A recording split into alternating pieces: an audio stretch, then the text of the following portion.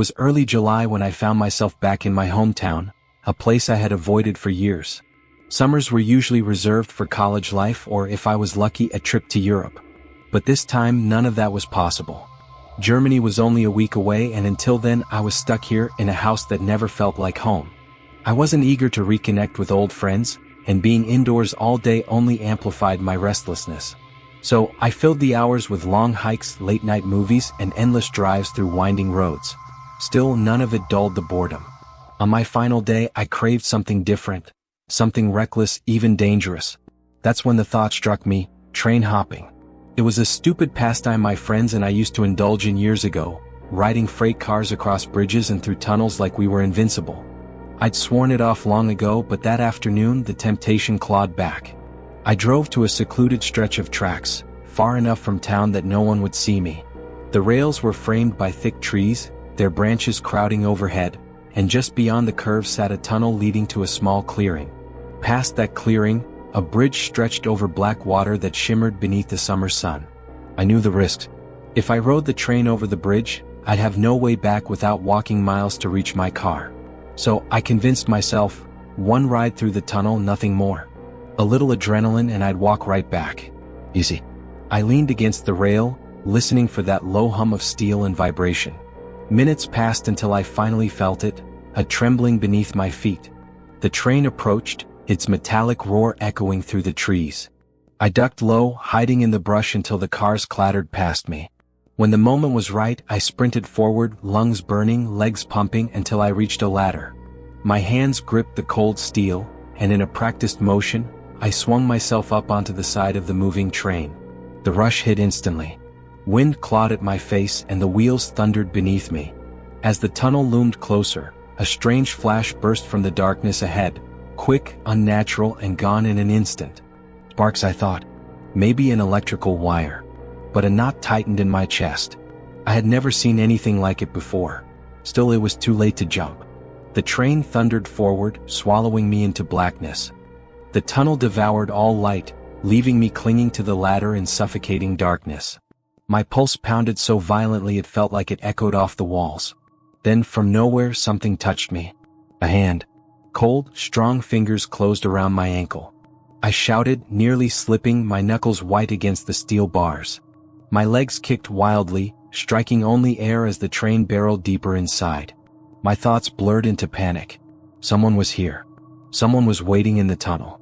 Before I could regain balance, another hand slapped against my calf. My chest tightened, every muscle locking in terror. With a desperate scramble, I hauled myself higher up the ladder, away from their reach. My breathing turned ragged, shallow, the sound of it filling the tunnel louder than the train itself. The freight burst out into daylight, and without hesitation, I leapt off into the gravel clearing. Pain shot through my legs as I landed, stumbling to my feet. I spun around, watching the train chug across the bridge, its cars rattling one by one into the distance. My mind was chaos. Who were they? Why were they inside the tunnel? Why had they tried to drag me off the train? None of it made sense. But one truth cut through everything else. The only way back to my car was through that same tunnel. I stood frozen, sweat trickling down my temple, until the realization sank like a stone in my stomach.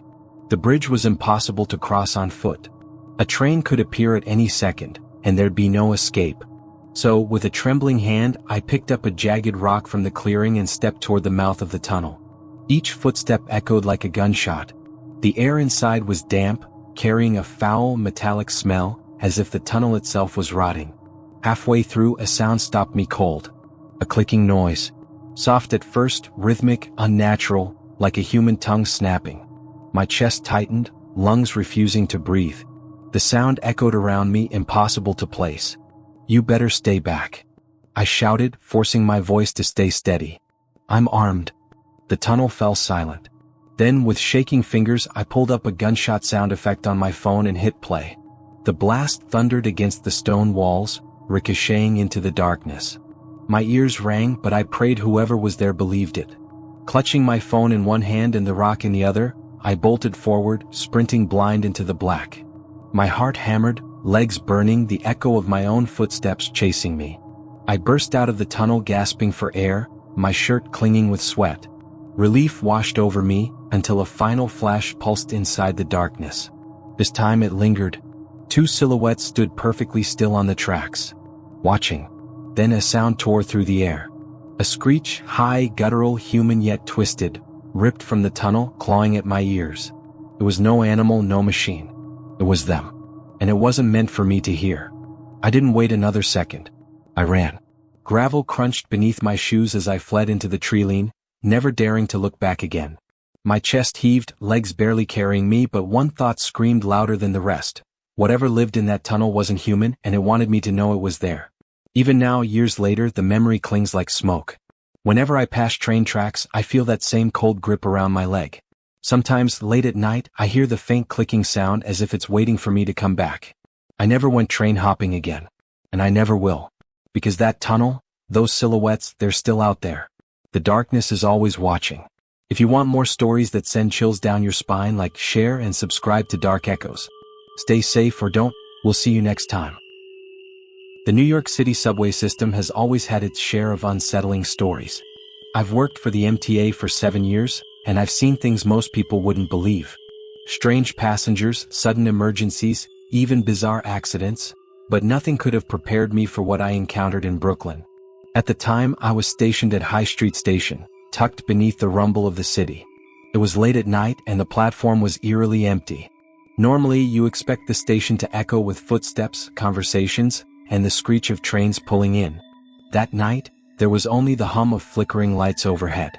Hours passed without a single soul stepping onto the platform. The silence pressed in, making even the buzz of the fluorescent bulbs feel oppressive. I tried to focus on my task, routine maintenance, but the emptiness gnawed at me. It felt wrong. Then came the sound. A metallic clang burst from the tunnel. The noise rang sharp like a heavy rock striking steel. Startled, I dropped my mop, the clatter echoing far too loudly in the deserted station.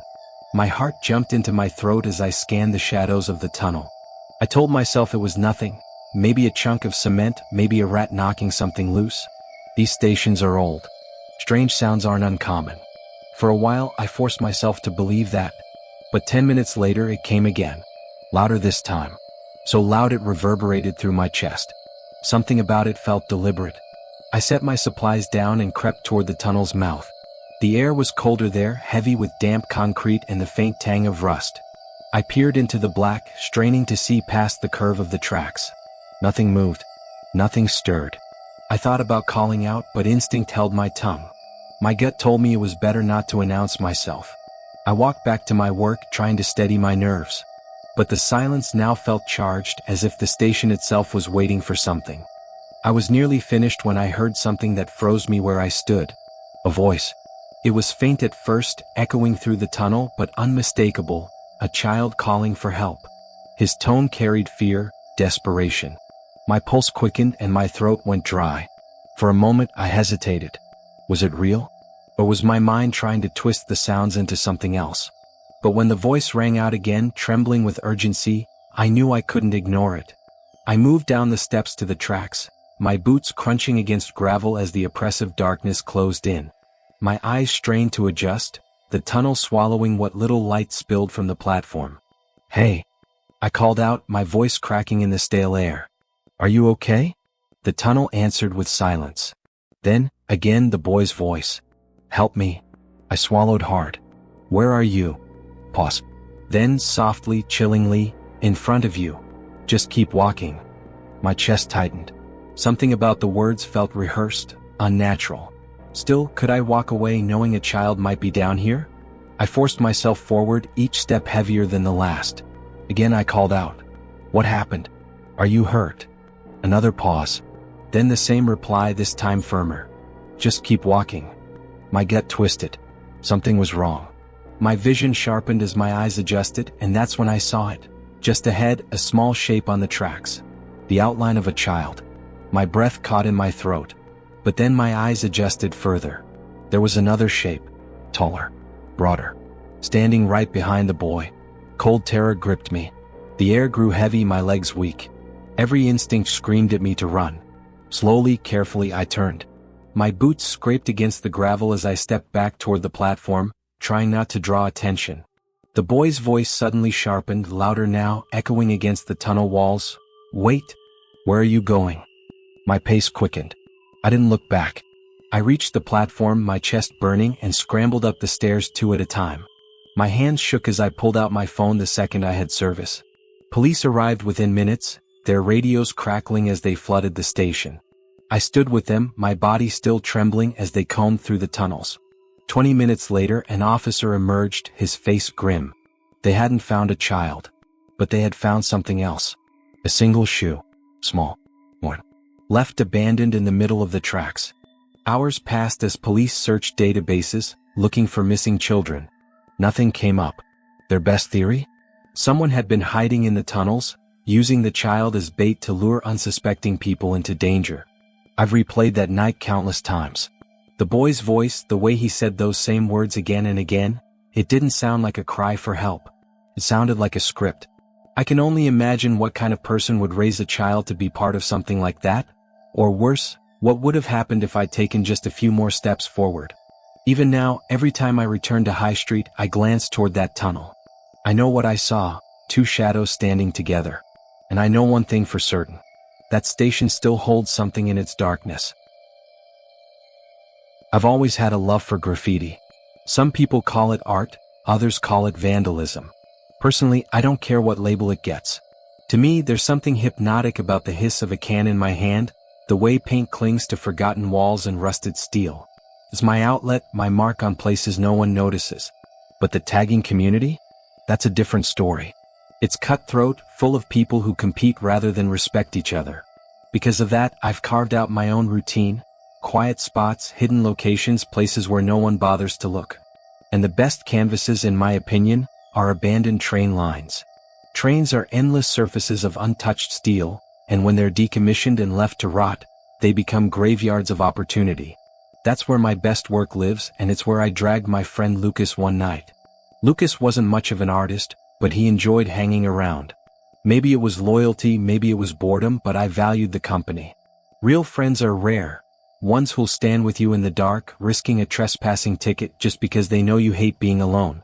That night, we found ourselves on a forgotten set of tracks I'd scouted earlier on Google Maps. It was just past 10 p.m., quiet enough that the city's chaos felt miles away. The freight train we stumbled upon stretched into the dark like a metal serpent.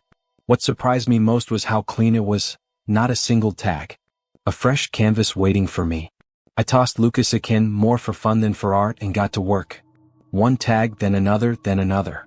15 minutes later, my colors sprawled across 3 train cars, glowing faintly in the dim light. I felt proud, even a little cocky. The cans clattered as I tossed them aside, the ball bearings rattling like tiny marbles in the empty shells. Lucas had rolled another joint by then, smoke curling into the air while he leaned against the steel. I wasn't much of a smoker myself, we'd always messed with my head, but with him I joined in. That was my first mistake. Because high and anxious, every sound becomes amplified. And in a place like that, every sound could mean danger. The sound came when I least expected it. A sharp clang echoing down the line, cut through the night like a hammer against steel. Both Lucas and I froze mid-breath, staring into the darkness. My pulse spiked, sweat beating on my neck. The sound hadn't come from us. It came from somewhere behind. I tried to rationalize it. Maybe an animal, maybe shifting metal. But something in my gut screamed otherwise. We stood there for a full minute, the silence pressing down like a weight. Then, just as I convinced myself to move on, another sound broke the night. This time, unmistakable. A can, one of mine, slammed against the gravel with a hollow rattle. Someone had picked it up. Someone was there. The next moment is burned into my mind. A voice, raw and hostile, ripped through the air. "You better not trip, boy." Before the words even sank in, the night erupted. A gunshot cracked behind us, echoing so loudly it made my ears ring. Lucas stumbled, nearly falling, his eyes wide with terror. I grabbed his arm and we bolted. My lungs burned, my legs screamed, but adrenaline carried me forward. The tracks stretched forever, endless rails beneath a suffocating sky. The man's shouting followed, but I didn't dare look back. I was too scared to know how close he was. Finally, the tracks spilled onto a main road. The sudden sight of streetlights felt like salvation.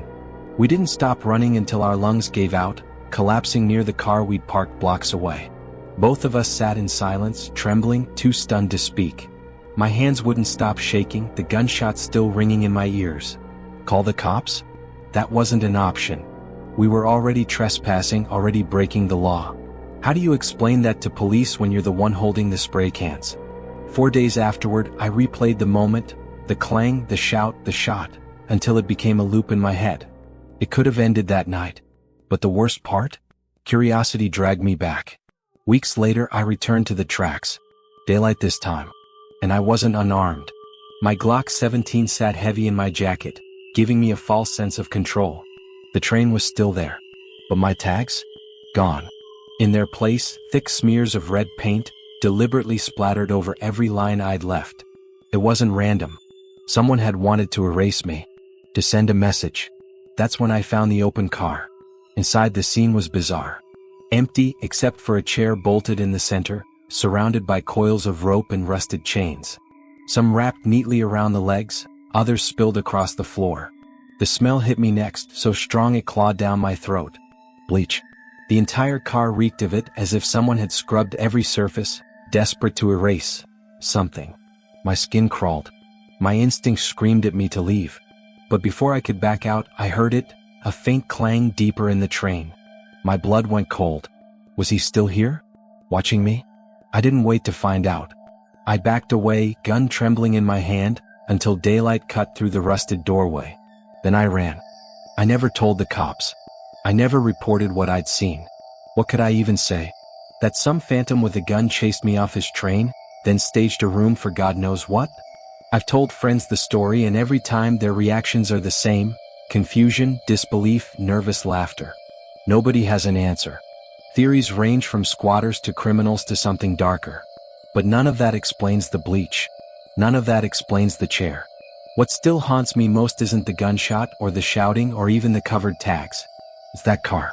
That empty chair sitting like it was waiting for someone. And sometimes when it's late at night and the city has gone quiet, I hear it again in my head. The clang of steel. The echo of that man's voice. The gunshot chasing me down the tracks. I'll never forget it. And I'll never go back. The darkness is always watching. If you want more stories that send chills down your spine, like, share and subscribe to Dark Echoes. Stay safe or don't. We'll see you next time.